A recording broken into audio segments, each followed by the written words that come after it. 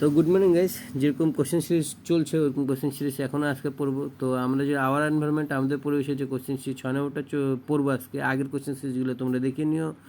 তো 6 নম্বরটা স্টার্ট করি। জৈব বিহুতীকরণ কী এবং এই বিহুতীকরণের স্তর পরিস্থিতিতন্ত্রের বিভিন্ন স্তরে কী বিভিন্ন রকম, ঠিক আছে না? তো স্টার্ট করি। তো কী বিভিন্ন রকম?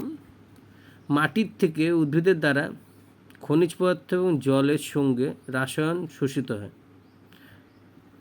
এবং জলের আধার থাকা জলজ উদ্ভিদের শরীরেও যায়। একই কথা, ওই উদ্ভিদ খনিজ লবণ এগুলো শোষণ করে, ঠিক আছে, এবং পানি এই উদ্ভিদকে ভক্ষণ করে।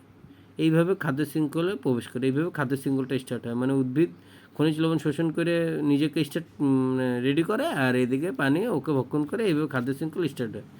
ওদিক দিয়ে খাদ্য খায়, এদিক দিয়ে একে ভক্ষণ হয়, এইভাবে খাদ্য শৃঙ্খল স্টার্ট হয়। যেহেতু এইসব রাসায়নিক বিনাশক নয়, এগুলো কোনো রাসায়নিক বিনাশক নয়, অতএব প্রতিটি পৌষ্টিক স্তরে জমা হয়। অতএব প্রতিটি পৌষ্টিক স্তরে জমা, কেন কি এগুলো রাসায়নিক বিনাশক না, এগুলো এই জন্য পৌষ্টিক স্তরে জমা হয়। যেহেতু মানব জাতি যে কোনো খাদ্য শৃঙ্খলে উচ্চ স্তরেই থাকে, মানে সব রকম খাওয়া খায়, এই জন্য খাদ্য শৃঙ্খলে উচ্চ স্তরে বলছে।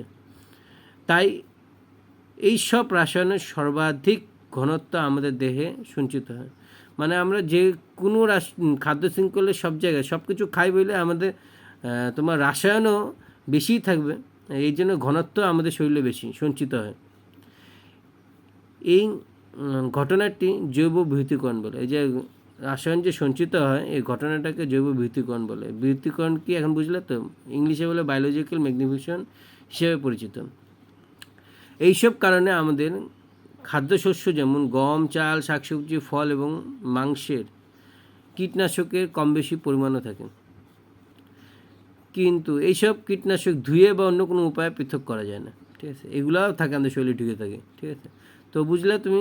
জৈব বিহুতীকরণ বলতে কী বোঝায়? রাসায়ন সর্বাধিক পরিমাণে আমাদের শরীরে সঞ্চিত হয়, আমরা সব কিছু খাই, এটাকে জৈব বিহুতীকরণ বলে। আজকের জন্য এত লাইসেন্স সাবস্ক্রাইব করে দিই।